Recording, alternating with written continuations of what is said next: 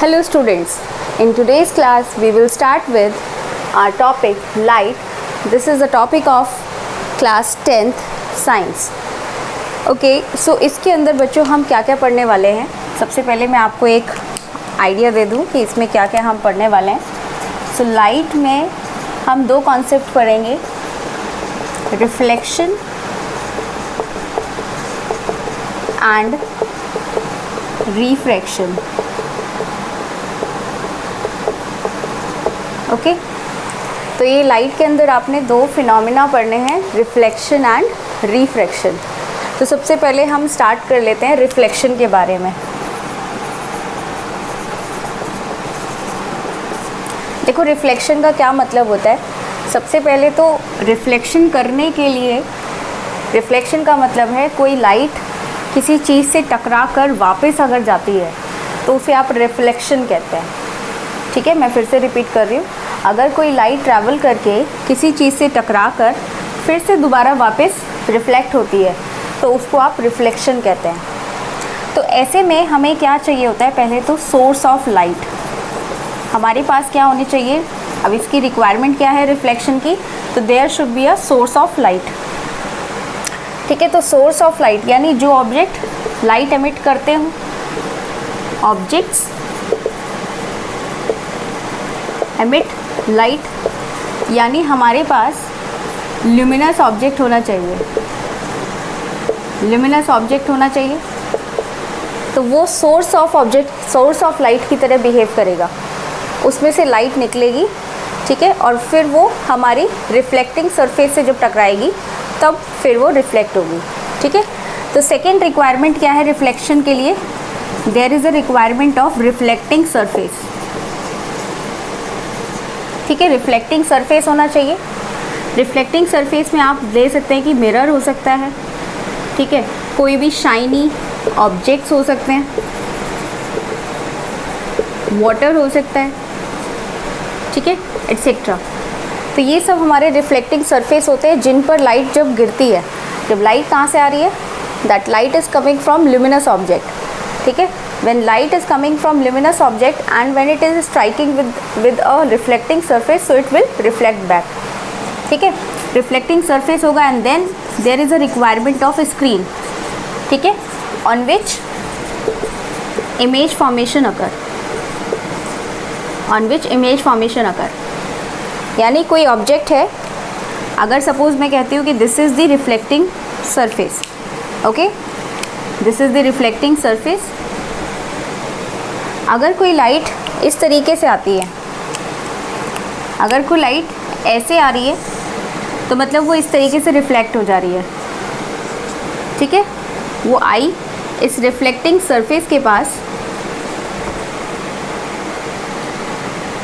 इस reflecting surface के पास वो आई. कहाँ से आई, ऑफ कोर्स यहाँ पे ल्यूमिनस ऑब्जेक्ट होगा, ल्यूमिनस ऑब्जेक्ट जो कि सोर्स है, that is the source of light. वहाँ से वो लाइट आ रही है. ठीक है, वहाँ से वो लाइट आ रही है और उसमें से कोई रे हमने चूज़ कर ली. दिस इज़ इंसिडेंट रे जो आती है. देखो बहुत सारी रेज उसमें से निकल रही होंगी, तो हमने कोई एक रे चूज़ कर ली तो उसको हम बोल रहे हैं इंसिडेंट रे. और जब वो रिफ्लेक्टिंग सरफेस पर टकराती है, इस पॉइंट को हम बोलते हैं पॉइंट ऑफ कांटेक्ट, जहाँ पे वो टकराती है. ठीक है, तो this is point of contact. ठीक है, तो जहाँ पे वो टकरा रही है उसके बाद फिर वो क्या हो जाती है, रिफ्लेक्ट बैक हो जाती है. तो now this is called reflected ray. तो देखो अगर हम बात करें कि ए, बी एंड सी कहाँ पर हैं, तो सबसे पहले हम देखें तो सोर्स हमारा था हेयर, ए. बी कहाँ है हमारा, हेयर, रिफ्लेक्टिंग सरफेस.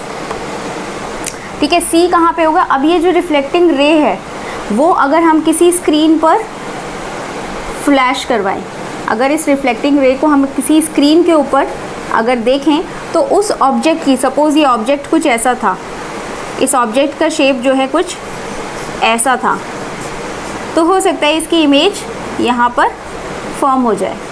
अब वो कैसी होगी डिपेंड करती है, वो हो सकता है ऐसी इमेज बने या फिर हो सकता है इस स्क्रीन के ऊपर ही वो इमेज उल्टी भी बन सकती है, inverted. It depends what type of reflecting surface is present.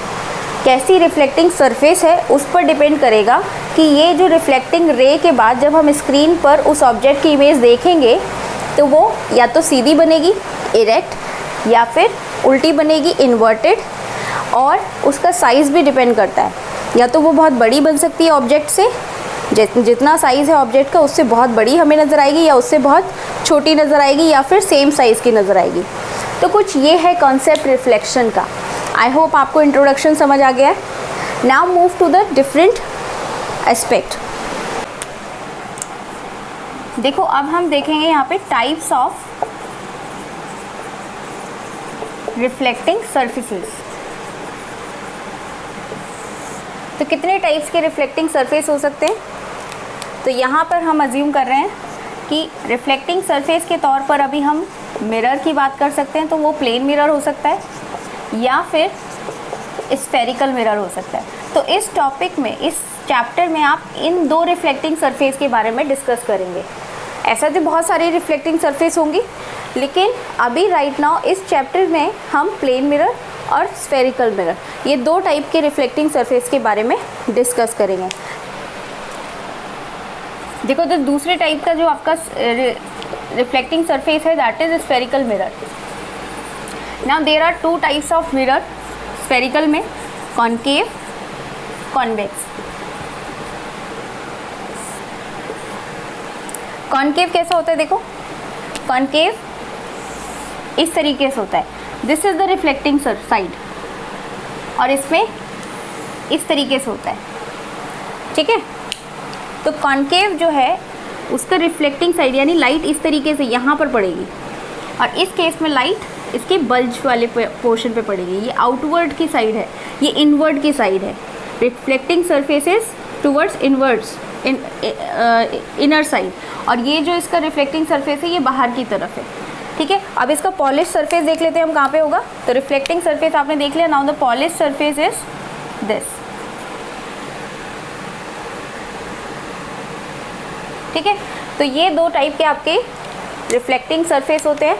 Plane mirror मैंने आपको बताया, और स्फेरिकल में भी फिर फर्दर दो होते हैं, कॉनकेव एंड कॉन्वेक्स, ठीक है। तो इसी के बारे में अब हम सारा डिस्कशन करेंगे। जो प्लेन मिरर मैंने आपको बताया था दैट इज़ अ रे डायग्राम, ठीक है। ऐसे ही स्फेरिकल मिरर में भी बहुत सारे रे डायग्राम आपको मिलेंगे। Now let's do the ray diagram. Before doing that we should know some of the points, some of the terms related to spherical mirror.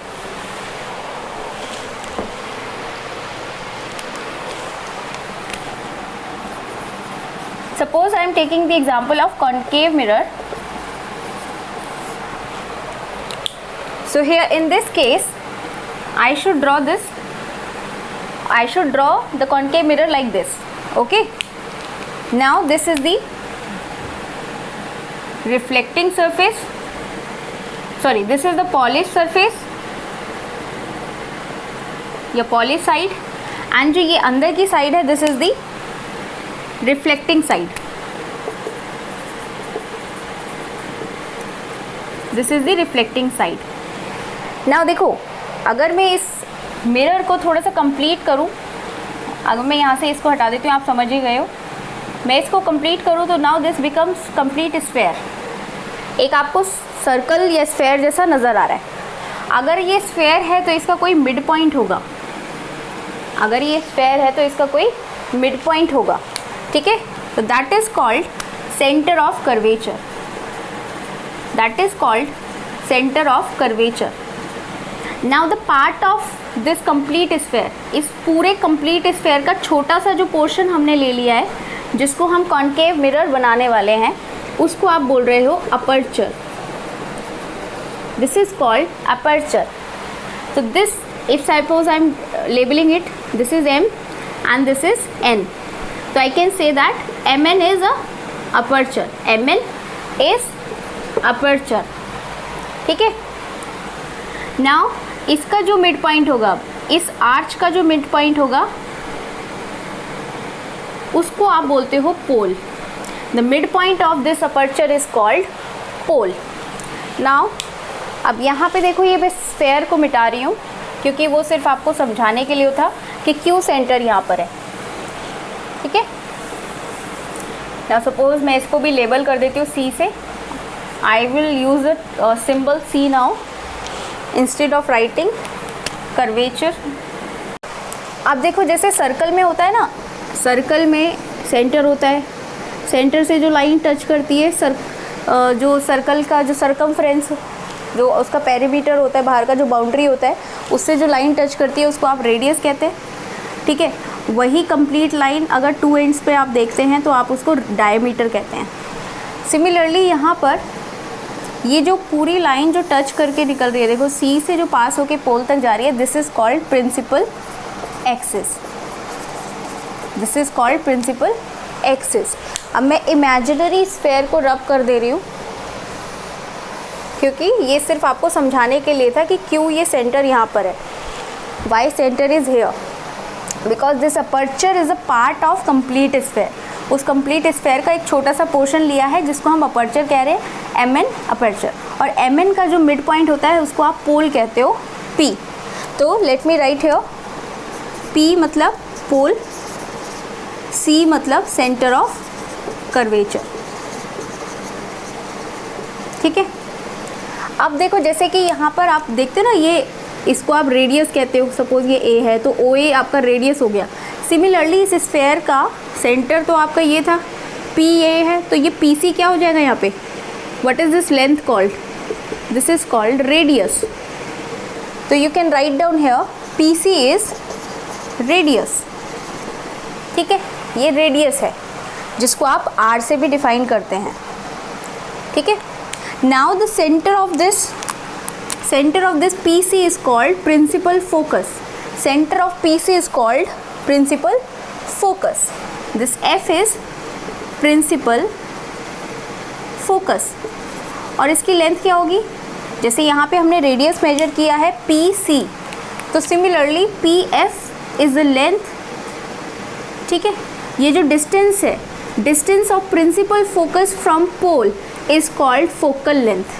तो you can write down here PF is focal length which is a distance of principal focus from the pole, it is called focal length, okay, and the distance of center from the pole is called radius of curvature. So it is defined with the symbol R. This focal length, इसको आप F से भी define करते हो। तो ये सारे terms हम यूज़ करेंगे when we will discuss about the mirror formula, okay? तो मिरर फार्मूला के केस में हम जब देखेंगे, अब देखो हम ये चीज़ हमने कॉन्केव मिरर के रिस्पेक्ट में देखी, जहाँ पे हमने देखा कि focal length, focus, radius, centre, everything is towards the left hand side, ठीक है। ये लेफ्ट हैंड साइड आपको दिख रहा है, लेकिन इसका अपोजिट केस होगा कॉन्वेक्स मिरर में। So let's talk about convex mirror. So now I am taking the another type of mirror, that is your convex mirror. So in this case, suppose I am drawing here convex mirror. So this is the polished side, as you all know, this is the polished side, and suppose this is MN aperture, ठीक है। अब ये जो principal axis है जो touch कर रही है यहाँ पर, ठीक है, ये कहाँ पे टच करेगी इस अपर्चर को, MN का जो सेंटर पॉइंट होता है क्या बताया था अभी, पोल, तो this is P।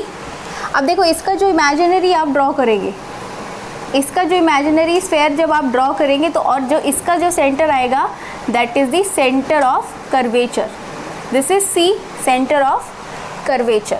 Now the line joining to this C from the pole, the line joining from P to C, तो ये कंप्लीट आपकी प्रिंसिपल एक्सिस कही जाएगी, ठीक है। इस केस में अब मैं इस इमेजिनरी स्फेयर को रब कर रही हूँ यहाँ से, आपको अगेन ये आइडिया दिलाने के लिए था कि why the centre is here, why in convex mirror centre is towards the right hand side. अब देखो सिमिलर सारी चीज़ है। अब PC का जो मिड पॉइंट होगा, the mid point of PC is principal focus, so here F is principal focus. The length of PC is radius, length of PF this length is focal length, this length PC is radius. Okay, तो अब आपने देखा convex के case में ये सारी चीज़ें, principal focus, centre, focal length, radius, everything is towards right hand side. इससे पहले वाले केस में आपने देखा था कॉन्केव मिरर में all these things was towards the left hand side, वो लेफ्ट हैंड साइड में था। तो ये जो लेफ्ट और राइट का कॉन्सेप्ट है ये भी यूज़ होगा जब आप न्यूमेरिकल सॉल्व करेंगे मिरर फॉर्मूला के थ्रू। ठीक है, तो देखो यहाँ इस चैप्टर में आपके पास लाइट में आप दो कॉन्सेप्ट पढ़ रहे हैं, रिफ्लेक्शन एंड रिफ्रैक्शन। तो रिफ्लेक्शन के अंदर बच्चों आप मिरर के बारे में पढ़ेंगे। मिरर जो कि मैं आपको बता रही हूँ, यहाँ पे प्लेन मिरर भी आप पढ़ेंगे, plane mirror, spherical mirror, spherical mirror में concave mirror and convex mirror, concave और कॉन्वेक्स मिरर में फिर आप रे डायग्राम पढ़ेंगे। रे डायग्राम क्या होता है, अभी तक तो मैंने आपको सिर्फ टर्म्स बताए हैं। ठीक है, हो सकता है कि अब कोई लाइट आए इससे टकराए, क्योंकि ये रिफ्लेक्टिंग सरफेस है, और टकरा कर फिर वो रिफ्लेक्ट बैक करे। तो जब अगर आप लाइंस के साथ फिर जब लाइट का जो रिफ्लेक्शन दिखाएंगे उसको आप रे डायग्राम कहते हैं। ठीक है, तो कॉन्केव मिरर के अंदर आप 6 रे डायग्राम्स बनाएंगे और कॉन्वेक्स मिरर में आप 2 रे डायग्राम्स बनाएंगे। सो इन टोटल मिरर के कॉन्सेप्ट में होंगे 8 रे डायग्राम, 8 रे डायग्राम आप पढ़ेंगे। ठीक है, and in case of refraction, when we deal with refraction, तब आप लेंस के बारे में पढ़ेंगे। तो वहाँ पर भी डिफरेंट टाइप्स के आपके रे डायग्राम्स होते हैं। तो जब आप मिरर के बारे में पढ़ोगे तो मिरर फॉर्मूला पढ़ोगे, और जब आप लेंस के बारे में पढ़ोगे तो लेंस फॉर्मूला पढ़ोगे। तो ये सारा टॉपिक है इस चैप्टर में। ठीक है, सबसे पहले आपको रिफ्लेक्शन पता होना चाहिए, रिफ्रैक्शन पता होना चाहिए, इनके लॉज हैं, लॉज ऑफ रिफ्लेक्शन, ये भी मैं डिस्कस करूँगी। ठीक है, स्फेरिकल मिरर कैसा होता है, कॉन्केव और कॉन्वेक्स में आपको मैंने बताया है। ठीक है, ये सारी टर्म्स मैंने आपको बताई है, और फिर आप रे डायग्राम डिस्कस करेंगे मिरर के केस में भी और लेंस के केस में भी।